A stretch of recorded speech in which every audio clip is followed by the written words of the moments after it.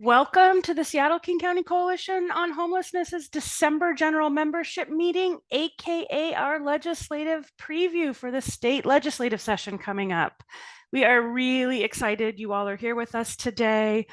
Hopefully you can see my colleague Rachel's screen that she's sharing with our agenda. So we are going to talk with Representatives Macri, Alvarado, Senn, Senator Kuderer. We've got our partners at Poverty Action, Civil Survival, and the Low Income Housing Alliance to talk about priorities, what they're going to hope to work on this coming up session. We're going to talk with you about how you can learn more about this process, more about the issues, how to get involved. And then we've got just our usual more hyper local information sharing and news that we want to share with you, and some celebrations to do. So we have a lot going on, and we're going to dive right on in. We love to see names, pronouns, definitely legislative districts on this particular meeting. We've got a link up in the chat, and we can post it again if you're not sure and you want to look that up. Please introduce yourselves in the chat. If you don't want to be included in the recording, just stay on mute, throw things into the chat. But we love seeing your participation with emojis or your faces or your comments in the chat. If you need closed captioning, that's available down at the bottom.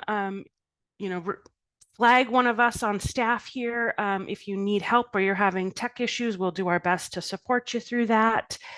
I believe we have flagged for our first session here with Representative Nicole Macri and Representative Emily Alvarado to maybe help us with our longstanding tradition of reading our mission, vision, and values statement. So if maybe a combination of you two might kick us off with that, that would be lovely, and a welcome.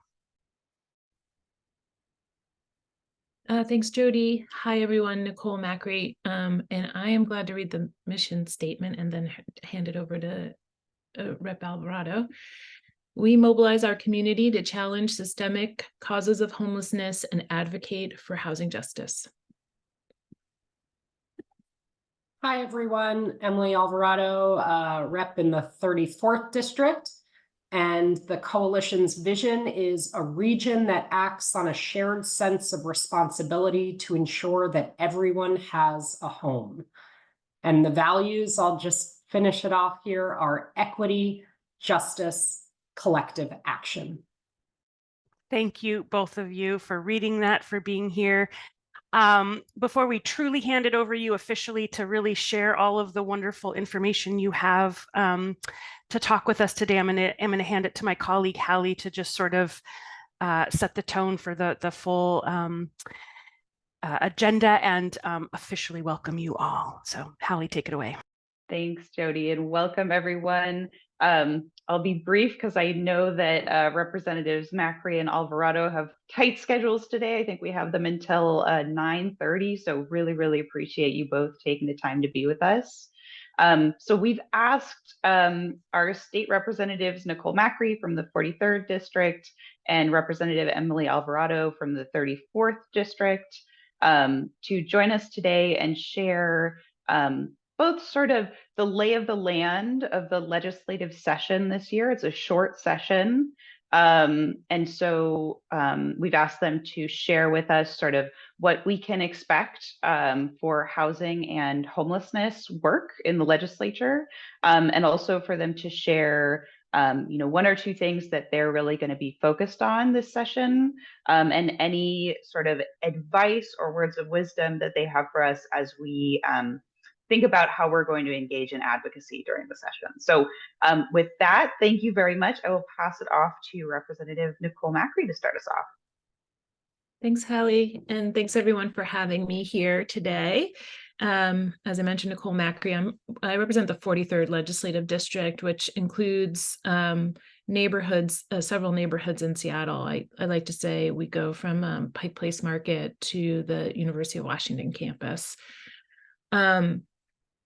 I'll give you a little bit of the lay of the land. As Hallie said, we are going into what we call a short session, is the second year of a biennium. And that means in a lot of ways, sometimes we call it a supplemental year or a tune-up year. So we are really building off the work that we did at the beginning of the biennium in the 2023 session. It will be a very fast session this year. That is, it's the same 60 days that we typically have in a short session, but just how the calendar works out and the cutoff schedules, there really won't be a lot of time for robust policy work. So we've tried to be really focused in the policy priorities that we have. We do have a few large policy priorities, but we are trying to remain fairly focused. I serve on the Healthcare and Wellness Committee and am a vice chair on the Appropriations Committee. So I work primarily on the state operating budget when I'm in session. And I know that is of interest to many of you because funding for homeless services and housing and social supports are all essential to making sure that we can support our neighbors who are living unhoused and continue to support those who have been able to exit homelessness. So broad strokes on the state of the state budget. So thankfully, the Washington state economy remains relatively strong, and we have seen revenue increases. So tax collections have exceeded expectations this year. However, when we look out in the long term, we see a leveling out and even a downturn in some of our revenue streams. And so that is, I think, mixed news, mostly good. We're not going in with a very constrained budget. But in the past 5 or 6 years, we've really been able to make significant increases year over year, and we don't anticipate we'll be able to do that this session. We do anticipate we'll be able to make some modest increased investments in certain areas, but one of the big challenges that we've had, as you all are well aware of, is that inflationary pressures are great. And so a lot of that increased revenue is immediately attributed to increased costs and increased needs for state services. We call them caseloads. So caseloads both in schools, in social support programs, et cetera. And so in terms of new investments, we don't anticipate it will be a big year. I specifically have been really focused on making sure that we don't lose ground in the investments that the state has already made. So making sure that our investments in homelessness response programs and other social supports can continue to maintain the same level of services that we see in our communities. So that generally means more money because it costs more money to do things. I think, as some of you are aware, I've been particularly focused on investing and ensuring that we can support the workers who are doing what is more challenging work than ever before in assisting people who are homeless and formerly homeless, as well as the folks who are doing the related services in healthcare, in childcare, and in other helping professions. So we'll continue to do work in that way. I am, along with Rep. Alvarado, working to ensure that the revenue streams that we have funding our homeless response system statewide, that is primarily the real estate document recording fee that funds a number of commerce homeless response programs, that we have a good handle on what those projections are. Our staff tell us that we are seeing revenue collections that are kind of on par with what we anticipated when we enacted the 23-25 state budget. but we want to make sure that we're not missing anything. And we are hearing from many counties across the state that they are seeing significant unanticipated downturns in the real estate document recording fee collections that they have at the local level. The governor's budget came out yesterday. The governor's budget sets the tone, I like to say, for the legislative considerations on the budget. And the governor had a few high-level priorities. This will be the last budget he transmits as it's his last year in office. And housing and behavioral health, along with climate action, were the three top issues in the governor's budget. I think that aligns with the priorities for Democrats in the legislature.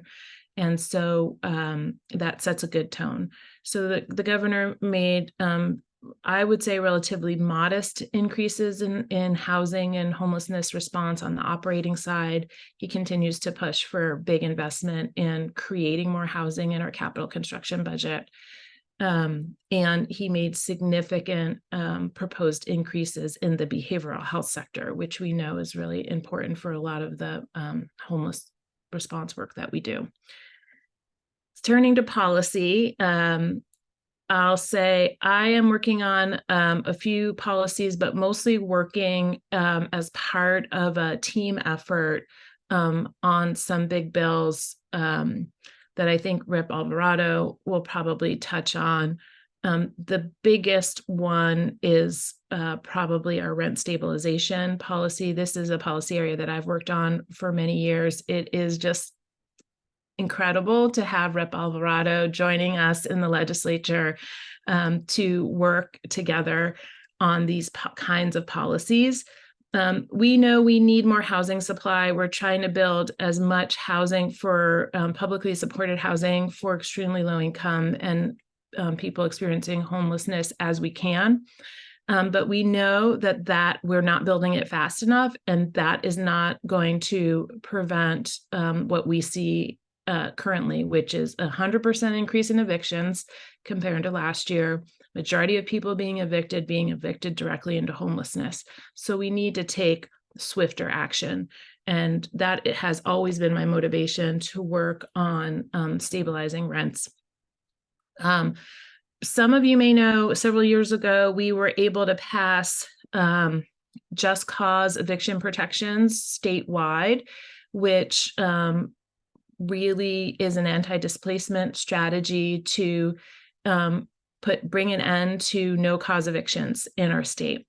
I'll be bringing forward a bill this year to address some of the challenges that we've heard from renters across the state with the just cause policy, where it falls short of protecting people in the way they need to be protected. There are a couple of provisions, including one about notice for a sale of a property, or for a property owner to return to the rental unit, take it off the market. That it's not. It seems that we're, from reports I get from renters and tenant advocacy organizations, that we see tenants get those notices, they move out after 90 days, and then the unit is back on the rental market being advertised. And there's really no recourse for the tenant. If they are able to move, it's incredibly expensive. Many folks are not able to find places once they are displaced. So we'll be working on that, as well as there is this provision that allows for essentially no cause non-renewal notices at the end of a lease period in certain circumstances. While the circumstances are relatively narrow, we have heard about a lot of non-renewal notices that are really giving folks, causing a chilling effect on folks and causing people to move out. And so we want to clarify that part of the bill.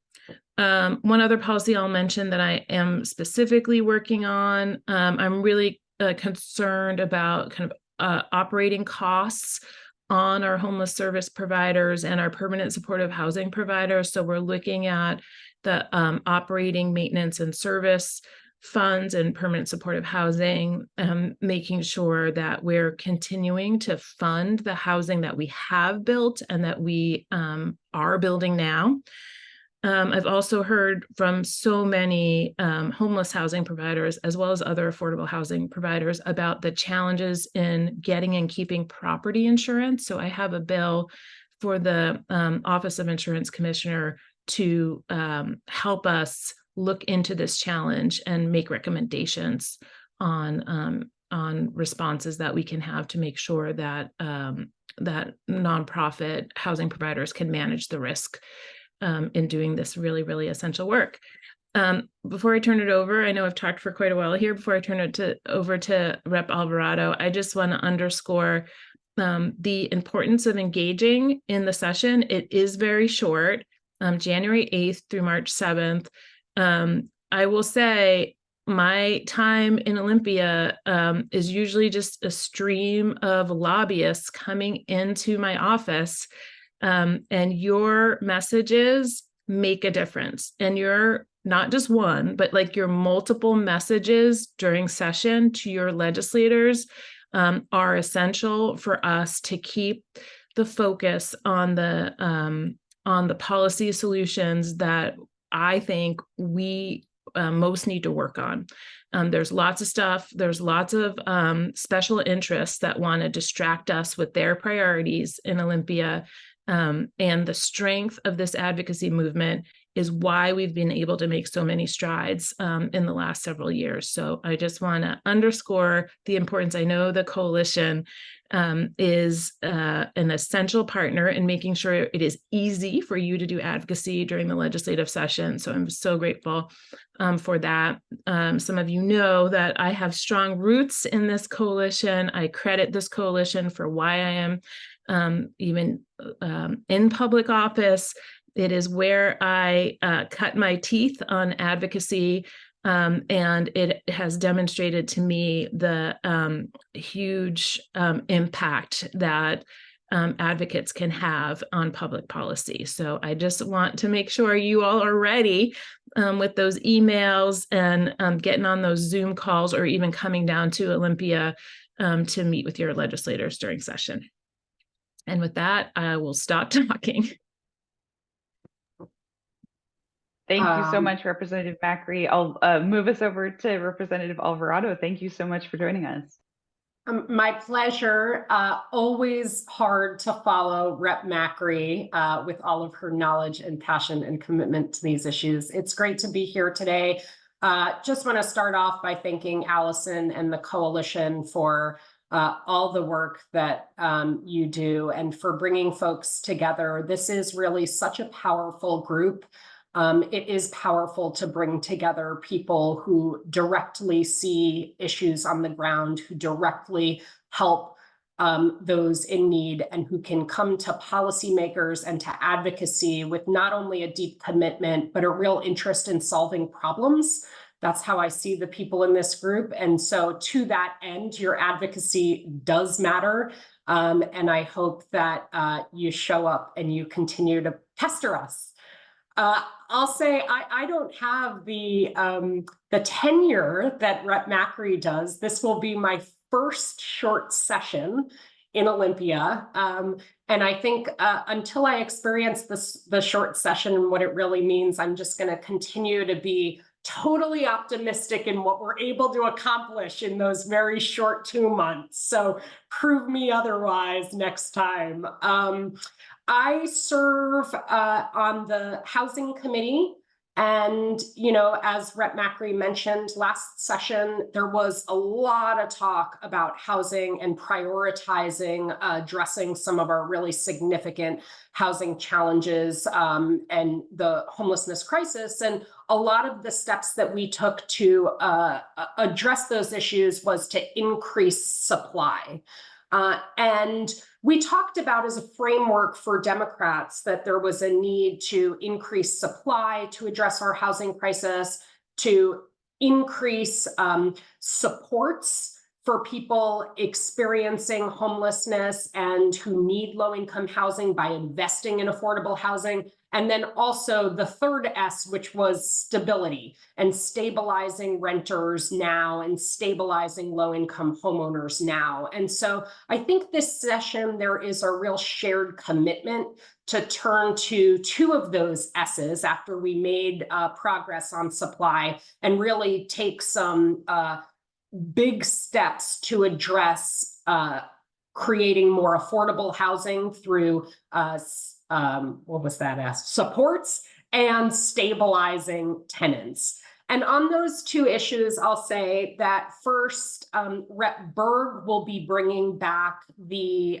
what last session was the real estate excise tax. It's now called a real estate transfer tax. I think the bill is called the Affordable Homes Act. And the idea is to create a new surcharge on the sale of higher cost properties, I think over $3 million.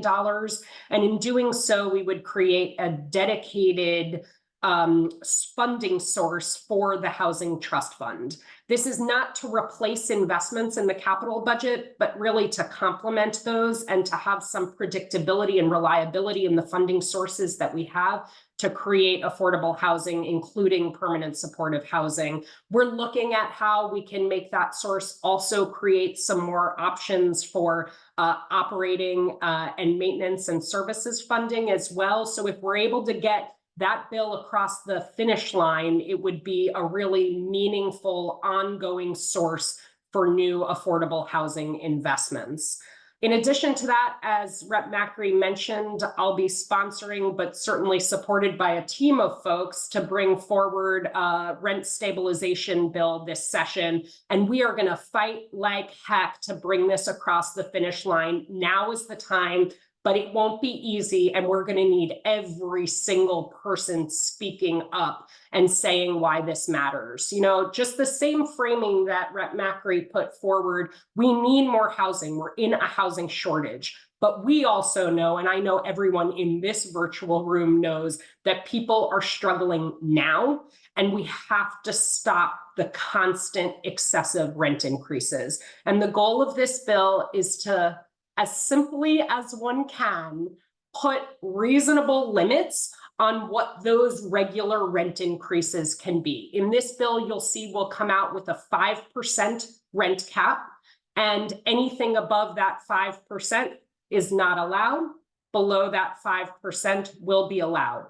The bill also puts forward other kinds of protections that have differing effects depending on where you are, maybe less effect in Seattle, but certainly statewide, that if you do an above the 5% rent increase, you need to provide 106 months notice of a rent increase, and you need to allow for lease breaks so that people have the opportunity to say, that's too much of a rent increase for me. I need to find housing that's more sustainable. The reason why that's in place, quite frankly, is there are some exemptions in the bill. It does exempt new construction from being part. I know I'm seeing Allison's face, and I know this is a tough one for a lot of folks in this room to swallow. I feel similarly, but the goal is we need to create more housing overall. We don't want to chill the creation of new housing, but we want to make sure that our existing stock has protections put in place. So because of that exemption, we do have these protections that go for all people, including in new construction, that there needs to be adequate notice of any rent increase above 5% and the opportunity for tenants to break their lease without penalty. So there are some other pieces of this legislation. The thing that I think is one of the more powerful components is that it does provide the Attorney General's office with an opportunity to really enforce these laws. And we know that's been a challenge before. And I know folks in this room know that enforcement matters. That's how people get, you know, it's one thing to have a right, but if your right's not enforced, or if there's no way to help people stand up to tenants, to landlords who are taking action in violation of the law, then that right is meaningless. This bill has real strong protections working with the Attorney General's office to be able to enforce the provisions in the bill. So that's rent stabilization. As everyone in this room knows, it will be an uphill battle. And I think that now is the time. I think that more legislators see that their constituents in every corner of the state, this is not urban or rural, this is not, this is everywhere, that tenants need protections and that they deserve the kind of stability and predictability in their housing costs that people who have a 30-year fixed mortgage get. So I think this is our year, but we're going to need your advocacy and your support to get it across the finish line. I'll just mention, I also serve on the Capital Budget Committee. And one thing that I would note is that, again, I'll be proven wrong after I experience my first short session and supplemental budget. But in the event that there are more resources in the capital budget than we anticipated, I hope that there is continued advocacy for investing in housing. The capital budget is where we make our investments in the construction of affordable housing, and there'll be more information that comes out over time about what those available resources might be. But I hope that we continue to say that if there's more than we anticipated, housing is a place where those resources should go, even though we made some record investments last session in housing. It's still not enough. We know that the demand is there and we're ready to create more homes in all communities. So I will stop. Oh, one last thing just for this group. I'm personally passionate about lowering barriers to access the anti-poverty programs and the social safety net programs in the state. That is a personal priority for me.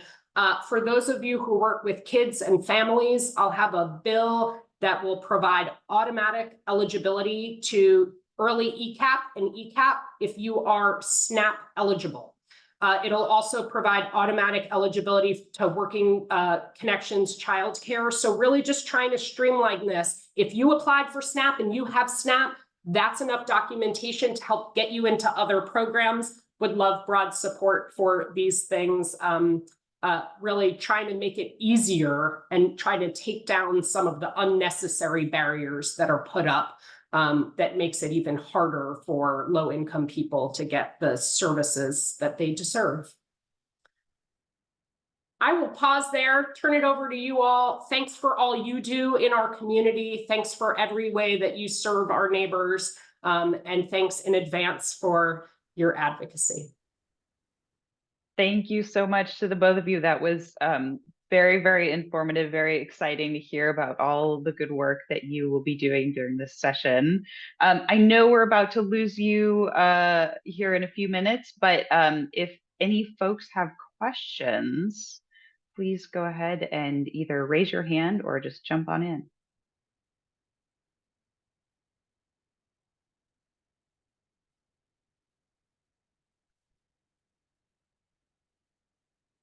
Yes, please go ahead, Sarah Jane. Would either of you care to comment on the transit-oriented development bill, which is where most of our likely low-income new development will go? Only last year it had no requirement for affordability at all. Yeah, I'd be happy to jump in and comment. As a person who fought last year to include affordability in that bill, and we did get it with an affordability component out of the House Housing Committee because we fought for that. I think there's going to be new attention to ensuring that there's affordability and anti-displacement provisions as part of any TOD bill. I would say that Rep. Reed, who is really leading these conversations, shares a deep commitment to ensuring that any bill have an affordability component in it. And I've very much appreciated her leadership in finding, in bringing people together to say, yes, we need more housing, and yes, we need to make sure that as we unlock more land and more potential, we're creating affordability in all communities. So I believe that that's part of the baseline of the conversation now. We've made progress, and really grateful to Rep. Reed for championing that. I am not sure in a short session whether that's a bill that's going to make it out. But I do think that the conversation has shifted very much. And to the extent that more people are able to continue to say that those two things need to be put together, both more supply and more affordable housing, I think that will help to boost up those leaders that are pushing for it in the House. Thank you very much. And I put this in the chat, but we'll also have Representative Tana Senn joining us on the call later today, and that's something she's been working on a lot as well. Chloe, please go ahead. Hi, thanks to you both for coming. Sorry, I hope you can hear me. I'm so grateful to see you in all your works. Yeah, I'm wondering if you could speak at all about opportunities related to behavioral health. We're really invested in increasing behavioral health supports, particularly for opioid crisis and that affect homeless populations. So any opportunities you could speak to you see happening this session would be great. Yeah, thanks for that question, Chloe. I'll respond by saying I mentioned that there isn't significant new revenue that isn't already being attributed to sort of increased cost to maintain service levels, but our state attorney general has been successful, along with many others, in these opioid manufacturing lawsuits, and we do have some opioid settlement dollars. We anticipate somewhere between I want to say like $10 to $20 million a year in opioid settlement dollars that we haven't yet appropriated, that will go on for a number of years into the future. So that's an area where we think we can make some strategic investments. We use this phrase in the legislature. I credit it to former Senator David Frocht. He was a big partner of mine in working on homelessness response issues and behavioral health issues. When there is a wildfire crisis in our state, the legislature acts very swiftly. There's very little debate about investing the dollars to respond to wildfires across our state. There's really been no wildfires in my district in the middle of Seattle, but it is my obligation, and I feel very strongly that we must respond as a state. Homelessness and overdose are our wildfires in King County, and we need our colleagues in the legislature to respond and help us in our region. And so I go in with that commitment and passion. There's a number of investments the governor has laid out. I've been working closely both with colleagues in the legislature and with our state agencies about what the most strategic investments we can make. Number one, we've got to help people stay alive. I have been a big proponent to making sure that we have broader access to naloxone for anyone who will be coming in, who is at risk of overdose or coming into contact with people who are at high risk for overdose. And that certainly includes all of our behavioral health providers and our homeless service providers. And then we need to make sure that our systems are flexible enough to provide the evidence-based interventions that we know will help people in their recovery or reduce their use. And having Medicaid alone does not get you access to the healthcare services that you need. And so I've been working closely to try to figure out how, like, where do we need to make some state-only dollar investments to rapidly stand up promising interventions like health engagement hubs, and how do we make the changes we need in the Medicaid system so we can pay for the healthcare services that actually work and not make people jump through a bunch of hoops when their lives are at risk. So we'll be seeing some work in here. Several of you have been great advisors to me on this issue, because it has been a fast evolving issue. When we left for session last year, the overdose crisis, the crisis of drug poisoning, was not as intense as it is this year. So I've been doing a lot of work this interim on this topic, and look forward to working with some of you as we go into the session. Thank you so much, Representatives Macri and Alvarado. Really, really appreciate both you joining us today and taking the time to speak with us and help us learn about all your good work, but also for just your tremendous dedication to all of our shared work together. So we look forward to supporting you during this short legislative session. You are, of course, welcome to stick around if you are able. And if folks have other questions, I'll invite you to put them in the chat.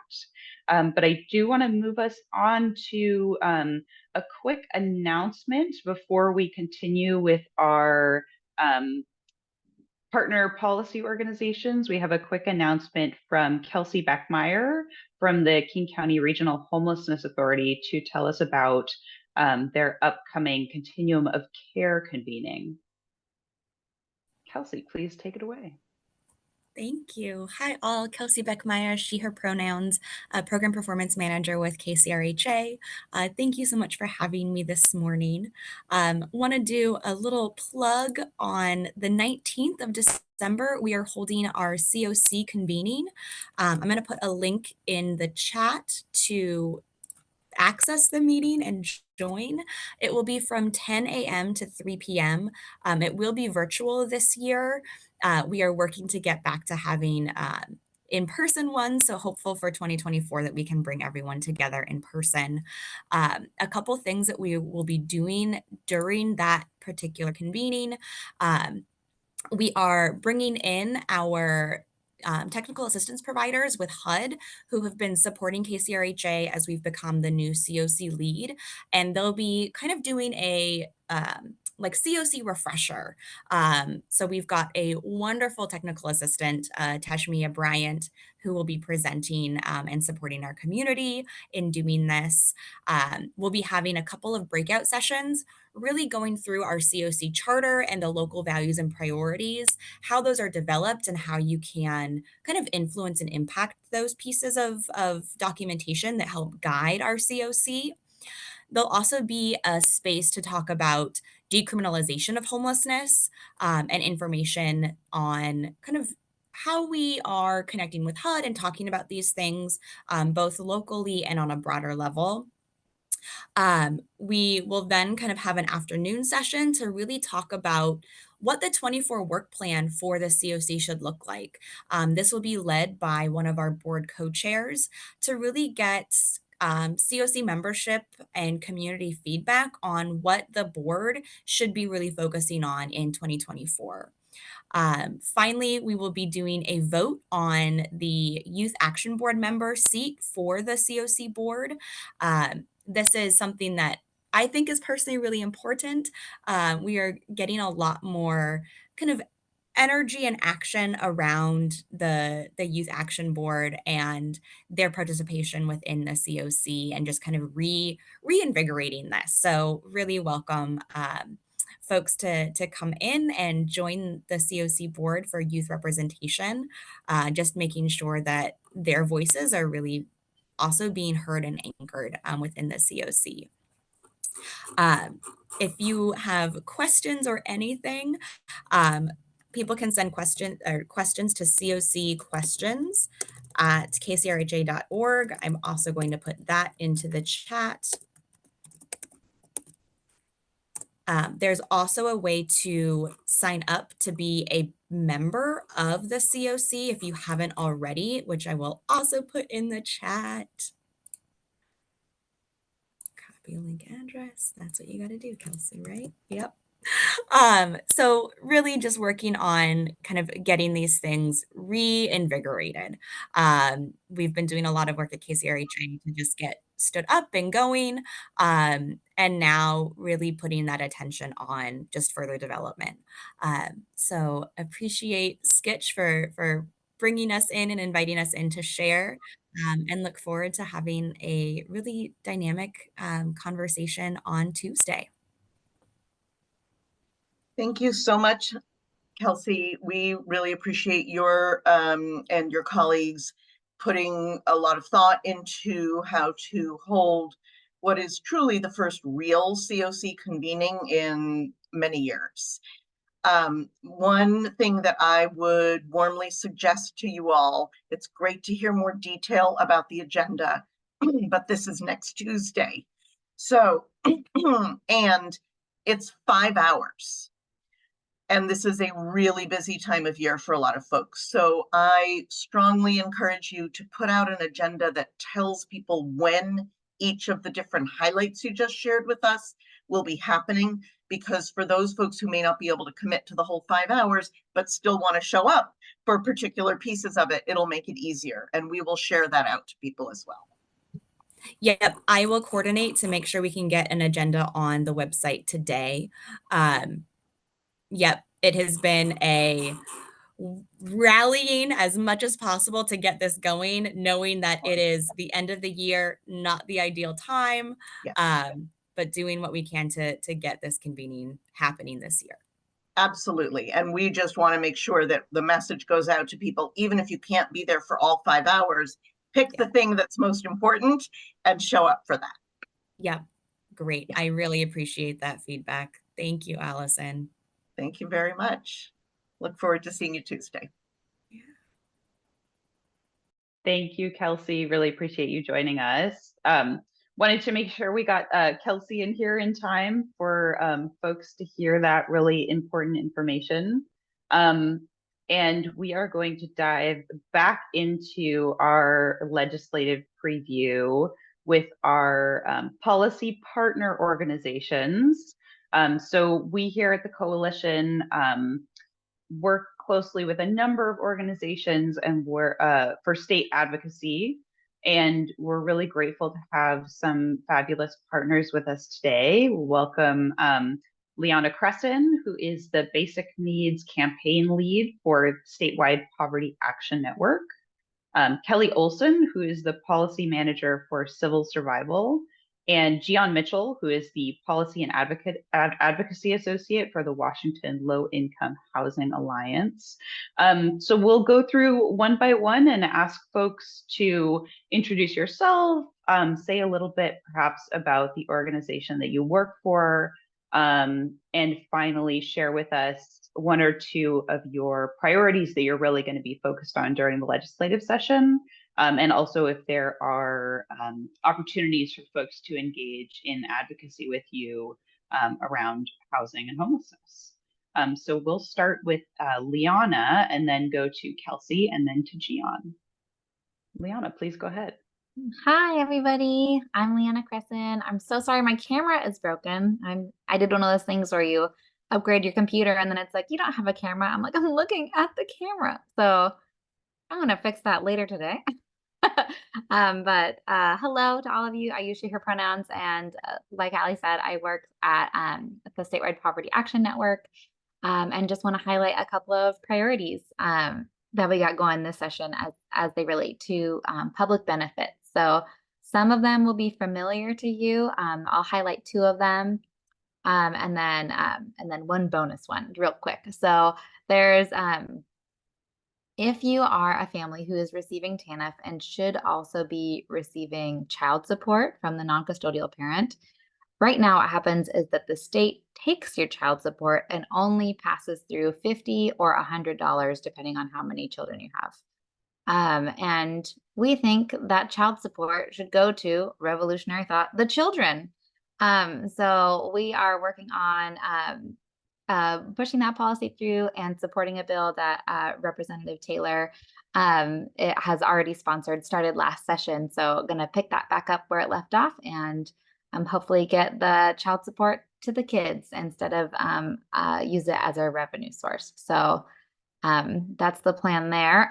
The next one is making sure that folks can access TANF when they need it. So right now there is there's a 60-month federal limit, and every state gets to decide who is able to access help after that. And it used to be in Washington that you could get help if you still qualified. And then thanks to the Great Recession, it became really, really narrow. You had to prove it. You had to jump through these hoops. It got unnecessarily complicated. And so what we're trying to introduce is the broad hardship exemption, saying if you still need help, you can still get it if getting off of this assistance would be a financial hardship for your family. It's something that we've introduced in times gone by, and it's extra important this year because during COVID, up until last year, from 2020 until 2023, so this summer, there was a temporary order in place. So that was happening. So we saw more equitable access to TANF. We saw folks be able to get help when they need it. It was awesome. And then they didn't extend it in the budget last year, which meant about 500 families got cut off of support. And one big problem with the current policy is that we see that Black and Native and multiracial families are cut off at disproportionate rates. And so all of this is not okay with us. So we are once again supporting the broad hardship exemptions for TANF time limit exemptions. That's kind of a mouthful. But basically we want to make sure that folks can get help when they need it and that the program can have equitable access. Are the cliff notes. And one last thing, if I can sneak it in, Hallie, can I get a nod or no? Okay, go ahead. Okay, so the one last thing that I'll highlight is that we have heard from community members who have access benefits that sometimes, especially communities of color, feel like they're being targeted for fraud investigations. And so we reached out to the department. We've been working with them. And we asked them to pull some data. They're like, we don't keep track of that. And we're like, oh dear. And so they did pull one report for us, and we did find that there was a disparate impact. There is folks who are Black and Native and Spanish speaking are investigated at higher rates than their portion of the caseload. And so as a starting point this year, we want them to have to publish that report every year, just to let's start with some transparency and see where we go from there. There's a lot more work to be done there to curb and end this community harm that's ongoing. But we're going to start in the short session with some asking for transparency. So yeah, those are the three that I'll highlight. Thanks so much. Thank you so much, Liana. That is a fabulous list. Excellent work. And we, of course, look forward to working with you. I think in the interest of time, I want to make sure that all of our advocacy partners have time to present. And then I think we'll, if we have some time for questions at the end, we'll hold questions for all our partners at the end. So that brings us to Kelly Olson, who is the policy manager for Civil Survival. Kelly, go ahead. Hi, everyone. Thanks for having me. I'm very excited to be here today. I'm a little sick, so my voice is a little scratchy. I'm recovering from bronchitis, so feeling a little under the weather, but it's an important time of year and so much is going on. So for those of you who are not familiar with Civil Survival, we're an organization that works on reducing collateral consequences for those who have been part of the criminal legal system. I myself am formerly incarcerated. And so I've faced a lot of the barriers around employment, housing, just about, anything you can imagine. Having a criminal record creates, I think somebody tallied it's an insane number of collateral consequences and burdens that people face. So we have kind of two sides to our organization. We have our policy and advocacy, where we work on the legislation to change the laws. And then because we've actually been successful in a lot of the laws, we now also have a reentry legal aid team that helps people try to access some of the relief, because some of the relief around legal financial obligations and other types of things does require assistance from counsel, or it's helpful to have counsel to help you. So that's what civil survival does. And I'll share one of the new bills that we're looking at introducing would be Representative Tara Simmons has not dropped it yet, but is, and it's a bill around voting rights. This coalition has been super supportive of our efforts around voting rights. We passed in 2021 House Bill 1078, which made it so that anybody who is outside of the prison walls has the ability to vote now. It used to be if you were on community custody or something else, you did not have the right to vote. And so we're very excited that that passed. However, we're not done yet. We really want to restore the right to vote to people who are currently incarcerated. We believe really strongly, especially when you dig into the roots of why the right to vote was ever taken away in the beginning, and it really is rooted in racism and suppressing, voter suppression, specifically for people of color. So this bill would be looking at, in our state, the way it works is we would need a constitutional amendment, a state constitutional amendment to change this. However, we've been talking with some lawyers across the country and at the legislature, and the way that our Constitution reads is that anybody who's been convicted of infamous crime is ineligible to vote. So we're introducing legislation that would very narrowly define infamous crime, which would make it so that just about everybody in prison should vote and nobody should lose their right to vote. It is going to be a heavy lift. As we heard our legislators earlier, it's a short session. There's just not a lot of time to get things passed. We're hoping to get a sponsor in the Senate, but right now do not have one. So we'll be introducing that and excited to talk more about it. And yeah, so very excited about that one. The other one that has not been dropped yet, we're working on the technical language of it right now, but it actually was introduced a couple years ago by Rep. Simmons. Not this last biennium, but the previous biennium. And at that time, it was House Bill 1681, I think was the number. But what it did is it made it easier. Actually, it was more of a cleanup bill. Several years ago, we had the New Hope Act that passed, which made it easier to vacate your felonies. So what happens when you have a felony conviction is you have to meet all your requirements of your sentence, including paying legal financial obligations, and serve any time. And then there's a waiting period based on the type of crime you have. So it could be like 3, 5, 10 years. And then you can vacate your record. And as I mentioned in my introduction, there's so many collateral consequences. So being able to vacate your record is a really important thing to be able to do. However, when the New Hope Act, what the New Hope Act did was, it used to be that waiting period didn't start until you made your last payment of legal financial obligations. So if you came out of prison and it took you 10 years to pay off all of your LFOs, and then you had a waiting period of 10 years after that. We fixed that for felony convictions with the New Hope Act, but somehow it got missed with misdemeanors. And so it's this really kind of ironic thing that it now is easier to vacate a felony than a misdemeanor. So this, we're hoping, I don't know why it didn't pass in the previous biennium. It shouldn't be a heavy lift. It shouldn't be particularly controversial because, theoretically it's already passed for felonies. But Rep Ortiz Self has agreed to revive the bill and bring it back. And so we look at this as really kind of a technical fix, but would love to have everybody's support on it.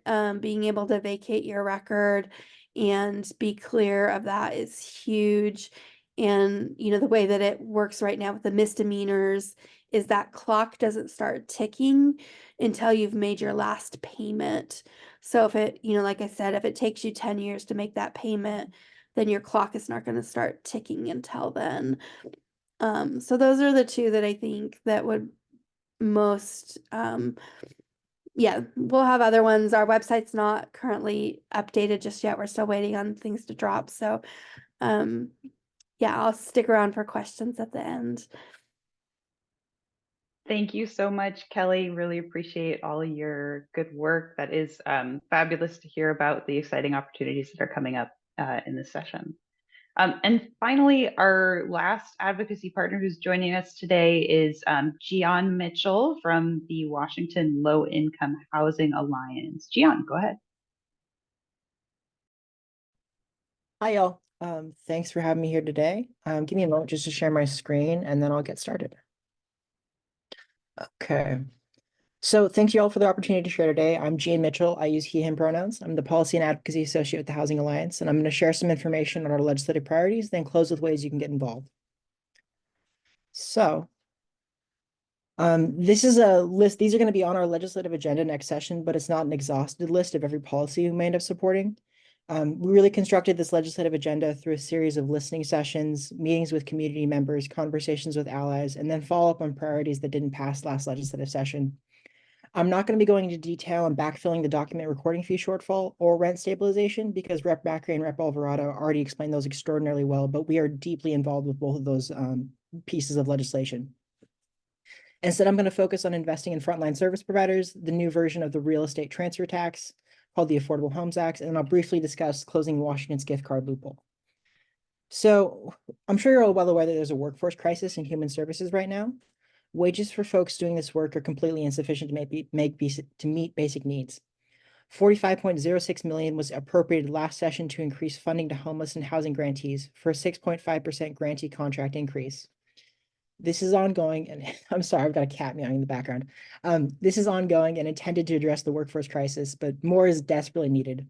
We're working with legislative leaders to really pin down an additional budget ask for the next session that's going to result in wage increases to frontline staff. And we really need every service provider's help to win this. I'll share some ways you can support this budget ask in a moment. And then we're also going to be focused on creating a permanent fund source of at least $200 million per year for the Housing Trust Fund for services and for housing with people with disabilities. Last year, we championed House Bill 1628/CHOP. A new version of the bill is going to be introduced this year, led by Representative Berg. It's going to create a permanent fund source for the Housing and Trust Fund by enacting a new state-level real estate transfers tax on very high-value properties. The tax will be tiered, so it can't be avoided by the seller listing the property just under the amount the tax would kick in at. This bill will be a tax break for most properties in Washington and a 1% tax increase for properties sold for over $3.025 million. We desperately need to build more affordable housing in our state, and this bill will help assist in that.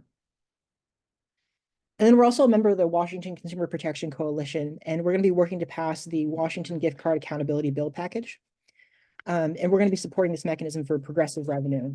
Big Washington corporations like Starbucks are currently incentivized to make it hard for consumers to spend their gift cards because they can keep any unspent funds right now.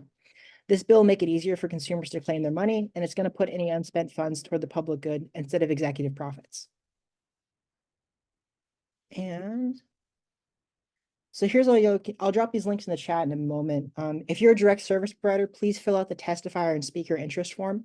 We'll follow up with you to help you share you or your client stories with lawmakers in the format that works for you. Speak to the impact of low pay on your household. Help us help you get closer to wage equity. The second link is for folks with stories of rent increases. Stories from constituents we share with lawmakers are literally what change votes. If there's only 2 actions you take to support our legislative agenda, sign up to share your story and take the rent increase survey yourself, then share both links with clients if it's relevant for them. I also wanted to put a little save the date here. Mark your calendars for January 30th when we'll be in Olympia for 2024's Housing and Homelessness Advocacy Day. Signups are going to be live soon. It'll be a great event, great way to get involved. And then those final two links are signups for our Resident Action Project and Legislative District Leads programs if you want to get even more involved. Both programs are great ways to really participate, and they also get you on our email list, which is extraordinarily useful for staying in touch with our action alerts during legislative session. So I'll drop all these links in the chat in a moment. And that's about all I got. So thank you. Thank you so much, Gian. You all are working on a lot this legislative session. And if you could drop those links, especially for your Advocacy Day opportunities in the chat, that would be really helpful. Are there any questions for our advocacy partners? Either for Liana, Kelly, or Gian?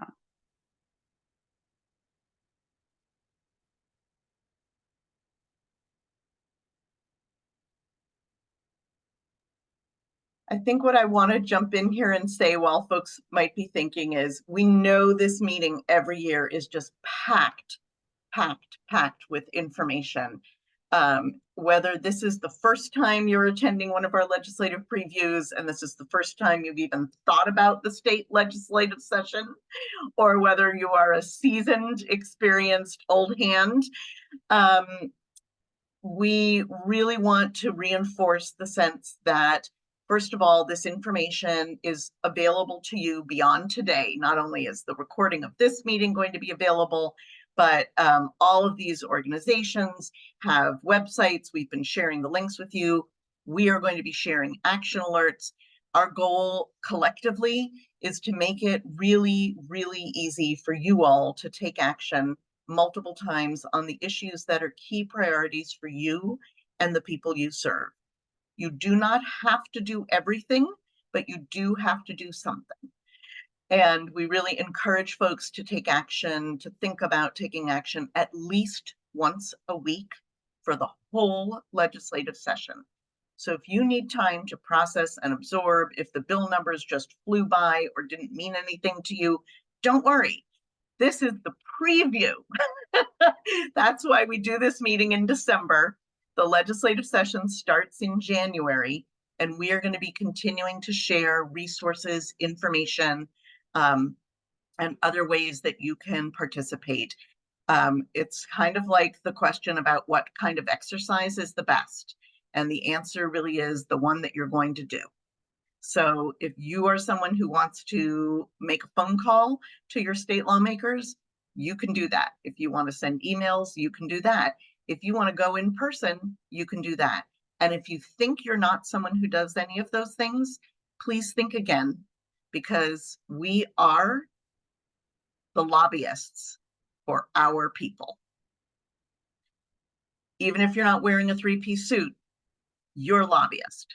You are going to use your experience, knowledge, expertise, and respectfully bring the voices of those you are working with to the forefront so that our state lawmakers can be informed by the voices that they do not usually hear when they are going to be working on budgets and laws that affect us all. So hang in there. I know we have lawmakers who've just joined us for our next round. We're so excited to have Representative Tana Senn and Senator Patty Kuderer here. So although there are lots more questions, I think we need to move along in the agenda, and I'm going to just hand things back to Hallie. Thanks, Allison. And thank you very much to Representatives Tana Senn from the 41st Legislative District and Senator Patty Kuderer from the 48th for joining us today. Earlier, we heard from Representatives Nicole Macri and Emily Alvarado at the top of the meeting about rent stabilization. They talked about eviction prevention, and also talked a little bit about stabilizing revenue for homelessness services, particularly backfilling document recording fees and other real estate fees that are used to fund homelessness services. So very happy to hear from Representative Senn and Senator Kuderer about what they're working on. And if you could please maybe share, I think Representatives Alvarado and Macri did a great job of sort of setting the lay of the land for us. And so if you could please share, one or two of your highest priorities for this session as we're thinking about housing and homelessness. And we'll start with Representative Senn. Please go ahead. Well, good morning. Great to see everybody. Thank you for inviting me today. And it's great to be partnering with Senator Kuderer on this panel. That's quite an honor. So I would say in the housing space, I am quite focused on some of the specifics on how it affects the populations within my committee, which are human services, youth, and early learning. And we made great strides last year in providing some flexible funding and additional services for homeless youth in particular. And we want to make sure we continue that work, in particular, making sure that there's housing for those foster youth who are either in extended foster care or leaving extended foster care. We know that for kids who are maybe late teens, going to a foster family is not really ideal for them, and independent living might be a better option. And then again, when they are in extended foster care or moving forward after that, we want to make sure that they continue to have security and housing. As a mom with college students, I certainly can tell you that, and I'm sure you all know, but just because you go off to college or you turn 18 does not mean you no longer need your family, nor that it is easy to find housing and sustain yourself. So we want to be realistic for these young foster youth and make sure that we're continuing to help them stay housed and continue to learn the skills about living independently as well. So that is key. Similarly, we know that there are too many kids who are stuck in our hospitals. At Children's Hospital, we have youth who have developmental and mental health issues, developmental delays and mental health issues. And really what's keeping them in the hospital now is not that they need any medical intervention, but there's nowhere for them to go.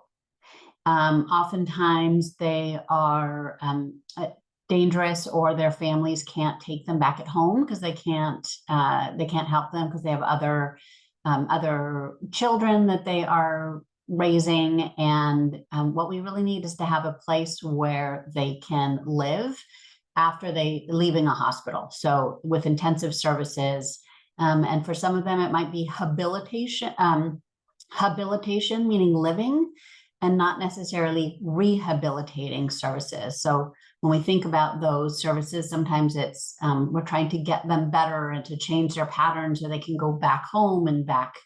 And unfortunately, some youth probably just need a place where they're going to live, probably for maybe for the rest of their lives or for a significant portion of time. And we need to recognize that. So we need to have that kind of housing and those kind of services that are going to support these youngsters. Again, get them out of the hospital where it's not good for them and it's blocking help for other kids, and get them a secure and safe and appropriate place to live going forward. So those are some of the things that I'm really focused on making sure that we do.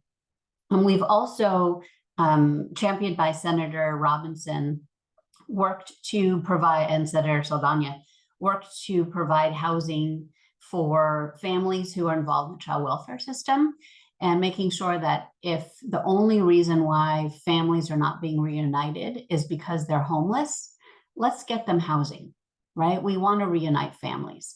And we did put some money towards that last year and extended a program that had been started a few years ago. We didn't put the full amount that we wanted towards that. And so would like to come back and fund that a little bit more as well. So those are some of the housing specific and related issues that I am working on and focusing on, and then have lots of other ones that I'm happy to talk about as well. Thank you so much, Representative Senn. We will go to Senator Patty Kuderer next, and then have some questions for you both. Thank you, Hallie, and good morning, everyone. It's always an honor to be with you, and it's always a pleasure to be on a panel with Representative Senn, who just has been a tremendous leader on helping our youth and was very instrumental in helping get the bills passed that we did on foster youth to extend the age of eligibility for housing vouchers and also the direct cash assistance program. So I want to thank her personally for her work on that. So yeah, we have been, as you know, we have been very busy in the housing committee, and this next year I'm sure will be no different. I know that you heard from Representative Macri about rent stabilization, but I don't know if they covered my approach. Can you tell me if they did? Allison, no? They did not. They saved that for you, Senator. Oh, that was nice of them. And if I sound a little funny, I just left the dentist office, so just heads up on that. Anyway, I am taking a different approach. Most people, when I talk to them, they don't realize that residential and commercial real estate owners are not subject to B&O tax on rental income. And they're one of two groups in the entire state that is completely exempt. That was the result of a Supreme Court decision from a while ago. I don't think this Supreme Court decision would find that it's double taxation like the previous one did. And so my approach is to tie the privilege of that B&O tax exemption for their rental income to a voluntary cap of rent increases at 3% or CPI, whichever is less. I think that is probably the way we're going to thread the needle on this. I have some high hopes, I think, for this bill. I'm hoping that I've already asked for it to get a hearing in Ways and Means, which is where it will go. But if it does that, it will also give us the ability to track where those rental units are. Which leads me to my next bill, which is the rental registry bill. We had funded initial work at Commerce to kind of lay the structural foundation in order to collect and receive this data, because it's one of the things that I think we've been missing in our state is having real-time data on where our rental houses are, what happens to them if they are indeed sold, do they remain a rental home, are they sold to a first-time home buyer, which would be a good thing. What happens to them? Because that's been one of the arguments we've heard from opponents of reforming our residential landlord tenant law, that somehow the reforms have led to a loss of inventory. And, there's really no way to prove that without having the real data. So the rental registry is another one that's coming back. Another one that I'm working on is modifications to the multifamily tax exemption program.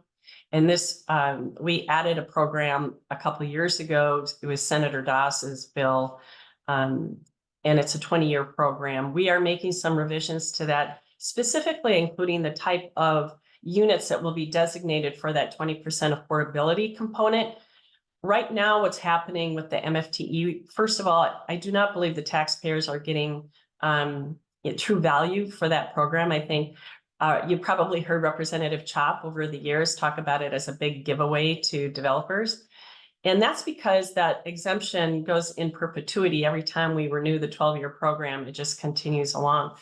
But the costs have already been recouped. And what the data has told us, and from the developers that I've worked with on the revisions to this bill, they really recoup their costs around year 20. So that's when we're going to phase out the exemption, but we're going to maintain the affordability requirements. So we're going to change it from just 20% of the units right now, which have been, predominantly efficiencies in 1-bedrooms. And we're going to tier it to what the overall percentage of the building is. So whatever the percentage of 3 bedrooms they have in the rest of the building, they're going to have that in the 20%, et cetera, et cetera. So we're going to get a mix of the type of units that we can maintain for affordability. And that affordability component is going to be permanent. So those are the changes that we're making to that. And since I chair the committee, I can tell you that bill's going to get heard for sure. And I do believe it's up for the first week. Another one, and I see Amy Hagopian is on the call.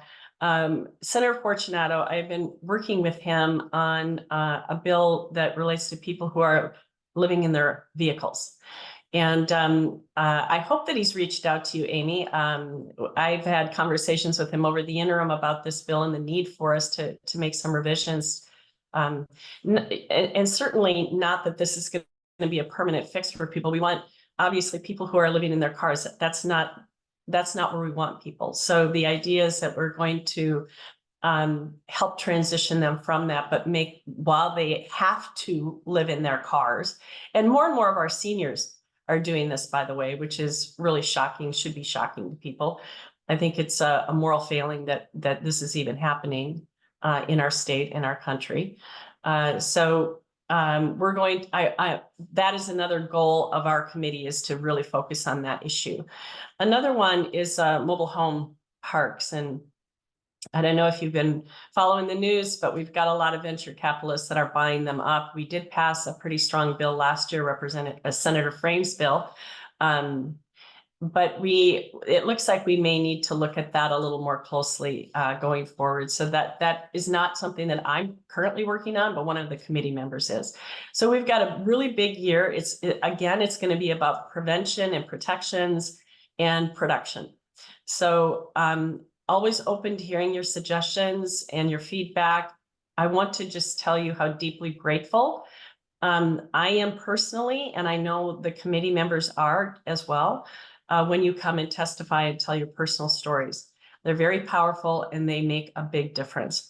So thank you again for having me, and happy to answer any questions you have.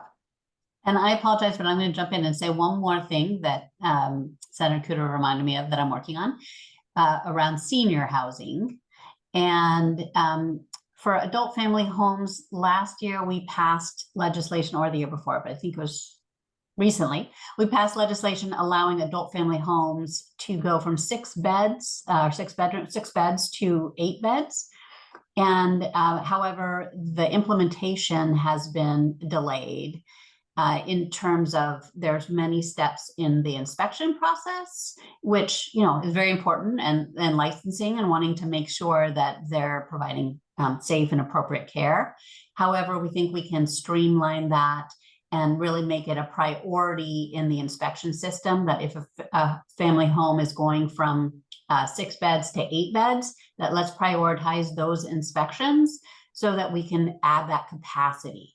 And it's not that many. It's not like that's going to, you know, put a big damper in other people's inspections. It's just, again, let's prioritize them so we can get that added capacity that is available, so we can get more people in the appropriate housing that they need. So working on that as well.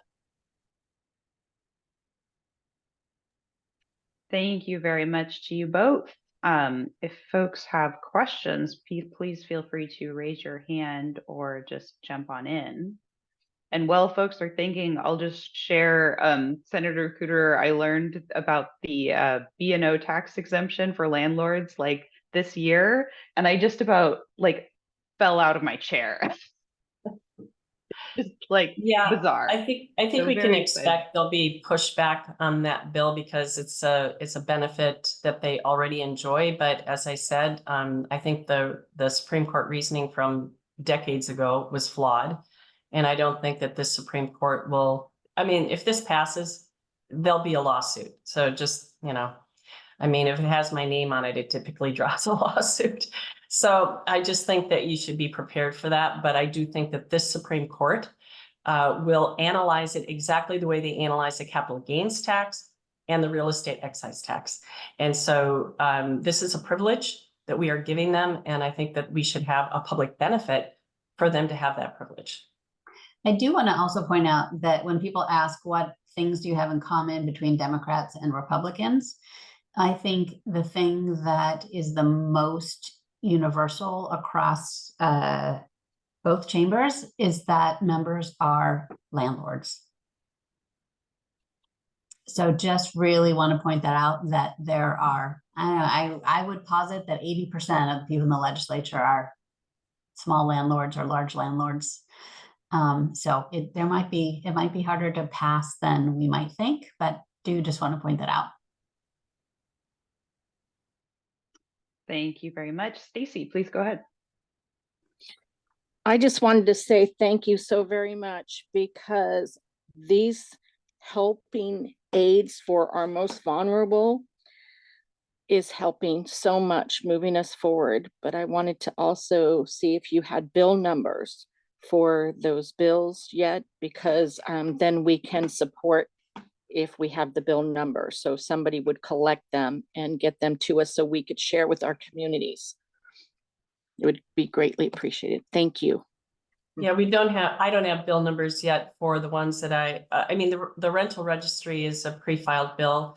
But the other ones have not been filed yet, but we'll make sure that we transmit that information to the coalition so that you can have that. Thank you so much. And Stacy, it's great that you asked that question, because you're right. You need the bill number to be an effective advocate. But once again, remember, this is our preview. And the reason there aren't bill numbers yet is that some of these bills haven't been formally dropped or introduced. And as Senator Kuderer said, we will get that information from lawmakers, from our wonderful contract lobbyist, Melanie Smith, who is here on the call with us today. And we will be sharing that with you, Stacy, and with everybody else, because you're right, that's a critical piece of information that we do all need. I also just want to say, you know, we understand that sometimes it takes years of introducing legislation before it gets passed. And that was true, you know, unfortunately, Kelly Olson with Civil Survival had to leave, but, you know, it was true for restoring voting rights to tens of thousands of Washington state voters. It's true of many good pieces of legislation. And I wonder, Senator Kuderer and Representative Senn, if you might want to just share your own thoughts about, you know, playing the long game, even as you are being optimistic in a 60-day session, just to help us get a feel for, you know, we don't always win, but we don't give up. Absolutely. I mean, I can certainly tell you the tale of the capital gains tax, right? I sponsored that bill in the House a couple of years ago when we passed it. We passed the Senate bill, but that had been a long time in coming, a long time in talking about it, a long time in discussing it, a long time in waiting for the Supreme Court ruling on it. And just because something passes, it certainly does not mean it is not worth bringing up, discussing, setting the stage. And there's a lot of things that people need to, you know, you kind of are shocked by, and then you kind of go, oh, huh. And then you start to think about, and then you start to understand, and then it's no longer shocking. And then you can start building the case, and then you can get the political will, and you know, both in the legislature and just in the community. Childcare is another great example, right? Representative Ruth Kagi worked on that for years, and we built on it. We built on the understanding. We built on the education about it. We started first talking about it as a, you know, obviously a child development issue, and then with COVID, rapidly changed that to also talk about the impact on the economy and the workforce. And we've gotten, you know, growing coalition of people who are working on that, such a point that we've got, you know, Association of Washington Business will talk about that as one of their top issues. So it's definitely, a lot of these issues take time, and we keep building, and we are relentless. Took 4 years to pass equal pay legislation when I first brought that forward, and now when we do equal pay legislation since then, it's like not a big deal, but it took 4 years to do the first update to the equal pay legislation in 75 years. And then we did it something else the next year, and then the next year. It took a while, but again, that's okay. We stick with it. Yeah, and I would just add that it really does depend. I mean, you know, I introduced the bill for right to counsel and evictions the first year, and it was passed, and that's permanent. But there was the perfect storm of situations happening, and I can tell you that since we led the country on that, 4 other states have copied us already, and there are many, many more that are looking at it because the data has been very compelling, that just having a lawyer with a tenant can, I think it was almost 50% of the situations in Washington state, the tenancy was saved, or the tenant remained housed. So that's a good first step going forward. And it really does depend on the makeup of the legislature. It depends on the circumstances, all of that. But I think Rep. Senn is absolutely right. We're tenacious. And when it came to the Landlord Tenant Act, I mean, what I have said to my landlord friends, there was only one direction to go with that law. I mean, because there was a complete and utter absence of any protections at all. And it was the shortest, as you all know, the shortest pay or vacate notice period in the country, 3 days. I mean, you needed more time to get unemployment in place. And without a judge being able to say you get to stay while you get, your benefits put in place, a lot of people were being evicted into homelessness for no good reason. And then to add insult to injury, of course, you had that automatic shifting of attorney's fees. So we changed some of that. And I think the fact that we were able to change that with whatever the percentage of landlord legislators are in the legislature is a testament to the fact that people care about wanting to make sure people have a roof over their heads. And we don't want to put people in a situation where they're insecure in their housing or they fall into homelessness when we can prevent it, because it's way cheaper. It's way cheaper financially, but it's also, much better from just an emotional standpoint for that family to not ever experience that in the first place. So that is our motivation. And, we took the long game, as well as what are the emergencies we need to address right away. And right now we're seeing that with rents rising. And the model for rent is not, your cost plus 10%. There might be some landlords out there that do something like that, but the vast majority do not. And so it's based on area median income. And, with rents rising, we know for every $100 increase, we're going to see, an uptick in our homelessness count. So it doesn't make sense for us when we're talking about a temporary situation for a lot of people not to help them. So we're laser focused, and we intend to stay laser focused on this. We're not going to get out of this overnight. So even the building, and I know, I saw the comment about the MFTE as a joke. Yes and no. I think that it hasn't been providing the public benefit that it should. And I'm hoping that these changes that we're making to it will help us build more and build more smartly. But we have to get our cities involved. And, our cities have not exactly been, united in their willingness to increase density. Parking requirements remain a big issue. When we're still trying to, get people out of their cars and using mass transit. Another, and this, you probably heard this from the others earlier, but transit-oriented development is going to be a big push this year. And hopefully that we'll be able to get that over the finish line with affordability requirements built in, because I think that is a smart thing for us to do, is build where we have mass transit centers so that people can take advantage of that. So anyway, thanks for letting me get on my soapbox. I'll get off now if you have any other questions. Thank you very much. That is indeed why we invited you here. So thank you very much. Are there other questions that folks want to bring up? Okay. I do want to move us along to our next topic. So thank you so much to Senator Kuderer and Representative Senn for joining us today. You are, of course, welcome to hang out with us for the rest of our meeting if you like. You will be. Would you please forgive me? I want to mention one thing that I put in the chat while Representative Senn and Senator Kuderer are still on the call, which is because you all have helped to create the right to counsel for tenants facing eviction in Washington state. First state in the nation to pass this statewide.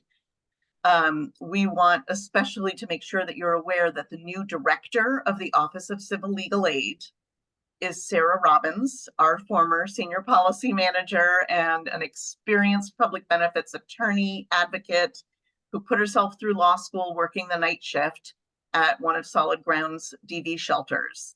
She will be a tremendous, tremendous public servant for our whole state and partner to you all, and just wanted, in case you hadn't heard that news, to make sure that you're aware of it. And Hallie, sorry for interrupting. I'm going on mute. That's okay. Thank you. That is excellent news and good for folks to know about for sure. So thank you all so much for joining us. You will be, of course, hearing from all the good people in this group as you go about all your good work in the legislative session, and we hope to support you in that. So thank you so much for your dedication to our shared work. So next, we have just a short discussion with us about how you can engage during the legislative session. So Allison sort of queued this up a little bit earlier by saying that the right type of advocacy to engage in during the legislative session is the type that works for you. And there's a number of different ways that you can engage during the legislative session. So I'm going to go ahead and share my screen and cross my fingers and hope that it works. Let's see. Okay. Allison, can you confirm if you're seeing the right thing? Okay, excellent. So one way that you can engage in supporting all of the excellent work that we've heard about today and all the excellent ideas that we've heard about today is by taking action with us. We and our partners, we will be sending out action alerts, as you've probably seen from us during the legislative session, inviting you to write to your lawmakers and share your thoughts, share your opinions, and share your really valuable experiences that you have either as service providers or just concerned community members. This is probably like the quickest and easiest. It takes less than 5 minutes. And one thing that, as Representative Macri mentioned earlier, that things change so fast during the legislative session that it is really important to take action multiple times. And no, you will not annoy your representatives by doing that. It's really, really important. Our power in this work is our grassroots advocacy and our strength in numbers. We don't have the army of lobbyists in suits lining up at their doors during the legislative session. We have us. And so this is a really, really powerful way to take action, again, multiple times as things change through the session. And it's easy. Another way is to call your legislators. So you can, there's a phone number that is legislative hotline. It's 1-800-562-6000. And Allison, do you want to just sort of walk through what it's like when you call that hotline? Well, very briefly, I will say if Nancy Amity were here, she would make us all take out our cell phones. So I'm going to encourage you to do that and make a new contact. In my phone, it's just under O for Olympia, and I put it in the chat, 1-800-562-6000. It's a rare thing, but when you call that number during the service hours, which have shrunk sadly over the years, but it's definitely Monday to Friday, and we will have to look up the exact hours, probably I think 8 to 5. Maybe someone can Google it while we're on right now. When you call that number, a real human person answers the phone. And that real human person will walk you through the process. All you need to do is to give them your address, and they will look up who your state lawmakers are, even if you have forgotten or you just moved and you're not sure. And then they will take dictation from you. You can give them a very brief message. For example, I would like to strongly support Representative Tara Simmons' bill to restore voting rights to eligible voters while they are incarcerated. And even if you don't know the bill number, you can send that message and it will be delivered to your 2 state representatives and your 1 state senator. And again, as Nancy Amadei always likes to say, and you can throw in the governor for free. And they will send a quick little email with your message, your name, so they know that you're a constituent, your address. There you have it. Thanks, Allison. So this is a great, another great option. It is, again, very quick, like 5 minutes-ish. So it's a great way to engage throughout the session. You can also attend an advocacy day in Olympia. So we had our partners come earlier and talk about a few different opportunities to engage in advocacy in person this year in Olympia. So one of those is coming up on January 15th with Statewide Poverty Action.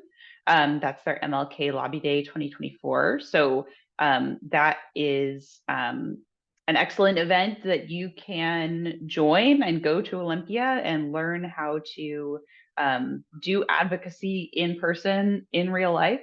So if one of my colleagues could put that link in the chat, that would be fabulous. And we also have the link from earlier from Gion's presentation about Washington Low Income Housing Alliance is also hosting some advocacy days. So we will be very happy to share more information about those, as well as our other partners who will be hosting advocacy events as we get more information. And hours for the legislative hotline are 8 to 7. Thank you, Barbara. That's excellent. So if you're done with work at 5, you've got plenty of time as you're on the bus or you're making your dinner to give a quick phone call. Awesome.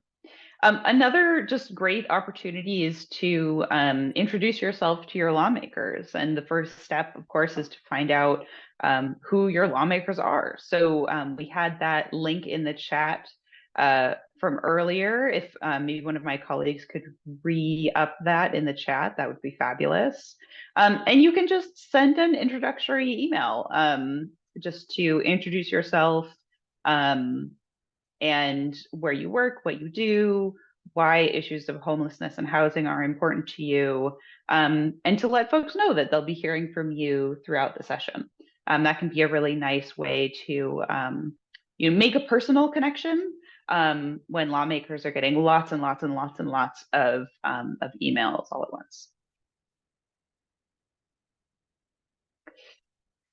And finally, you can give testimony in Olympia. And one of the gifts of COVID times is that we have now a remote options for engaging in testimony in Olympia. So that is another fabulous option. Of course, it does take a little more time and a little more effort than these other options. So, as Allison was saying earlier, like the type of advocacy that is best is the type that works for you. So none of these are better or worse than the other. This is just another option. And we are very happy to support you in crafting your testimony and getting ready to speak to your lawmakers. So those are just some a quick rundown of all of the menu of options, I guess, for different ways that you can engage in the legislative session this year and years to come. So I hope that that makes it feel a little more accessible, and that there are options that fit every sort of level of time commitment that you can give and level of energy commitment that you can give. So Any questions on that?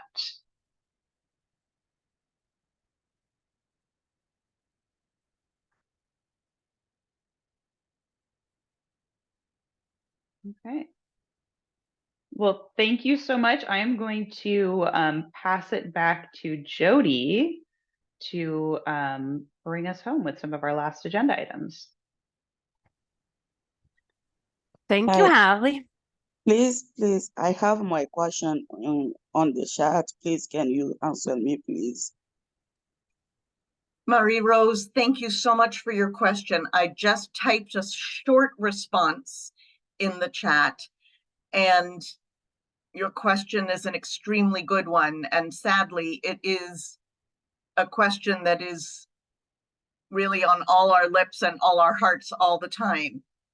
There are something like 10 or 12,000 people experiencing homelessness, and we actually do not see enough emergency housing to meet the needs in general.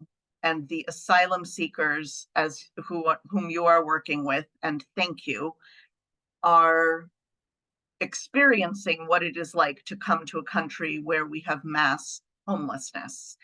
I put a short answer and my email in the chat, and I will be glad to talk with you more and make sure that you are connected to the individuals and groups that we know will be working with you to serve those asylum seekers and to keep the pressure on.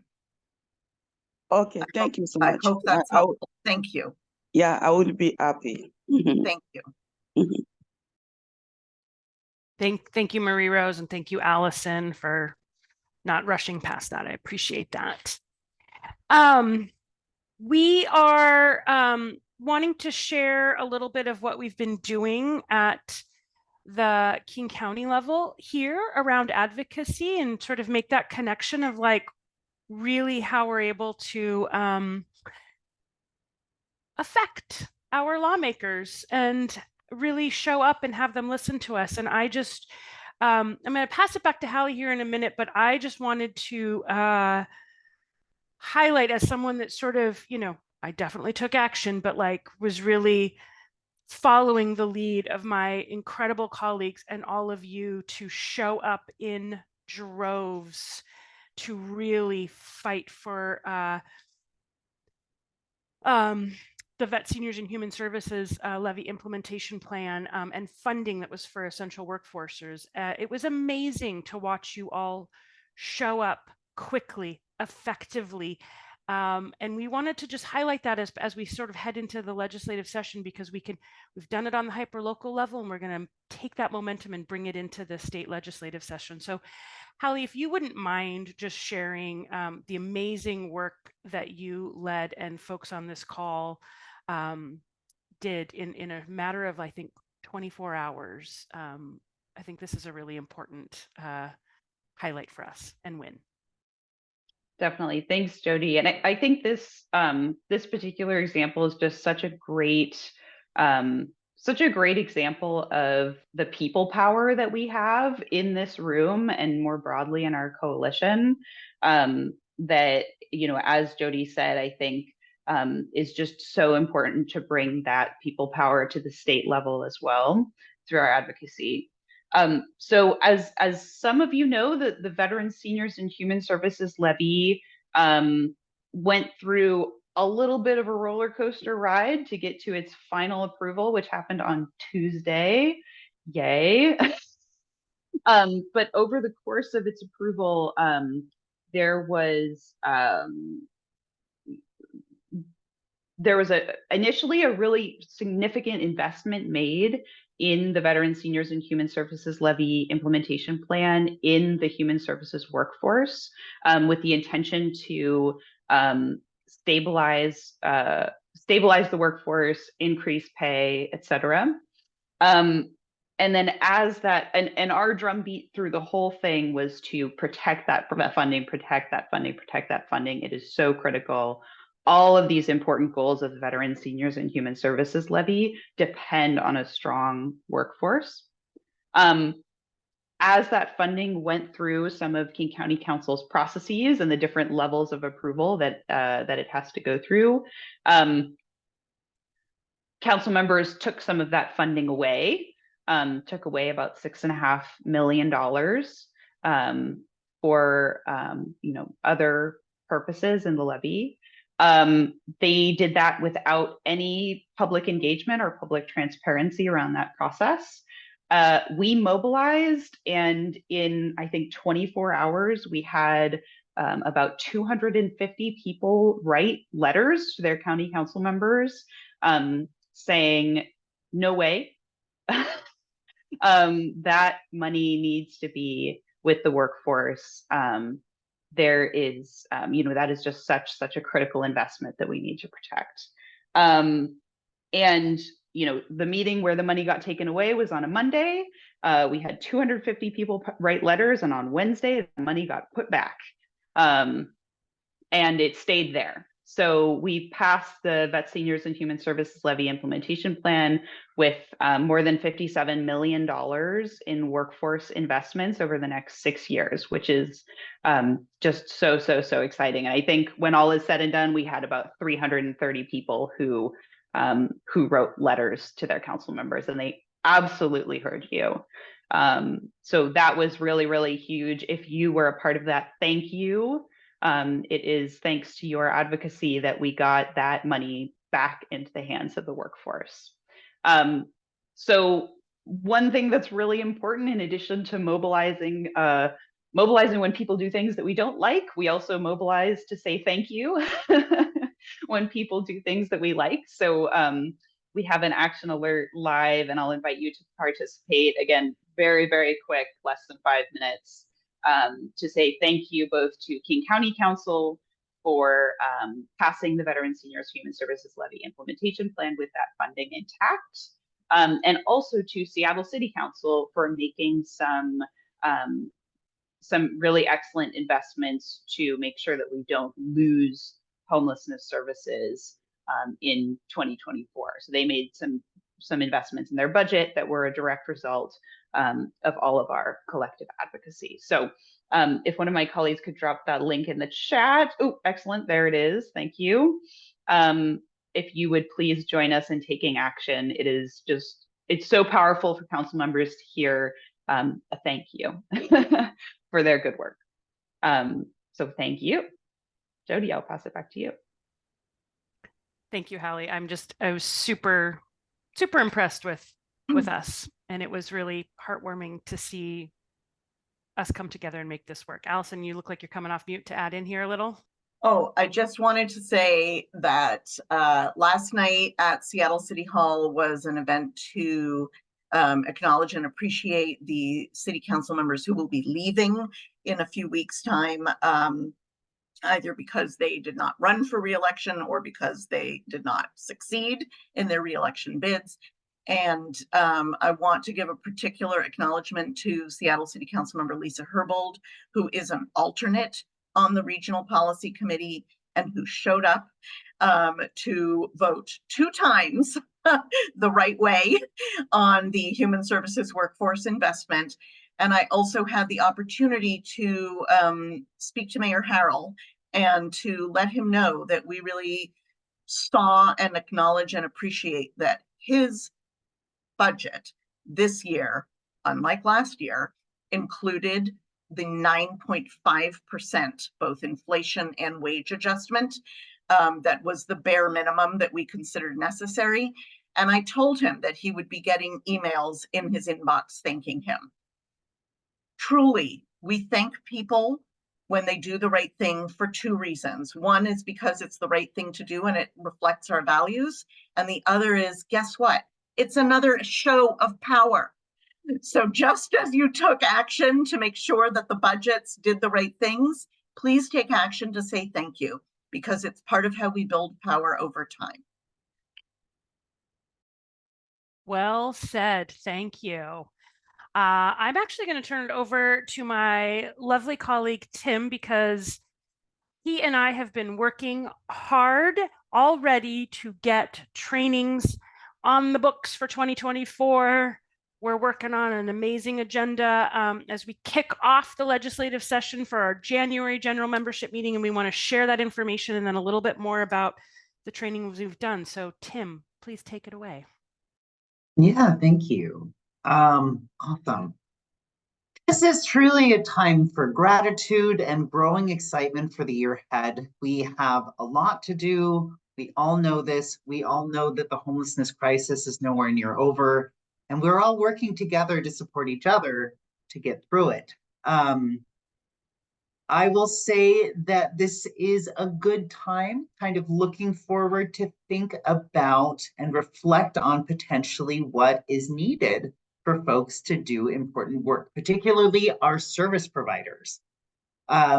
We have held a training series for mostly service providers called Public Benefits Are Key. We've held topics like Medicaid, Medicare, Social Security disability benefits, and then ABD and HEN, and just all kinds of different challenging systems to navigate that can really help folks experiencing homelessness achieve basic goals and gain basic resources that can get them a little bit closer to meeting their goals. So if you've been to any of these trainings, we would love to hear from you. We would love to hear what you would like us to do next year. We'd love to hear any feedback on content, on suggestions for provider conversations. Also, that's a new series that we're holding called Shop Talks.